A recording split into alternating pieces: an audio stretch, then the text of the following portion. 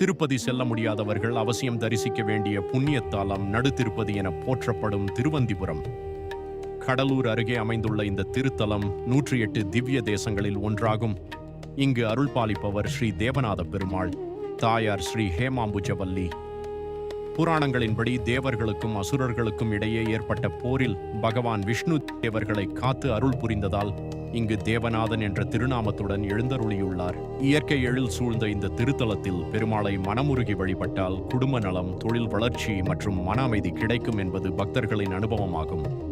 மலையின் மீது அருள் பாலிக்கும் ஸ்ரீ ஹயக்ரீவரை தரிசித்தால் கல்வி, ஞானம் மற்றும் நினைவாற்றல் பெருகும் என்ற ஐதீகம் உள்ளது. வேதாந்த தேசிகர் ஹயக்ரீவரின் அருளை பெற்று ஹயக்ரீவ ஸ்தோத்திரம், தேவநாயக பஞ்சாசத், அச்சுத சதகம் உள்ளிட்ட பல நூல்களை இயற்றினார். கோவிலில் அவருக்கென தனிச்சன்னதி உள்ளது. மேலும் இது போன்ற ஆன்மீக தகவலுக்கு தமிழ் பயல் யூடியூப் சேனலை சப்ஸ்கிரைப் செய்யுங்கள்.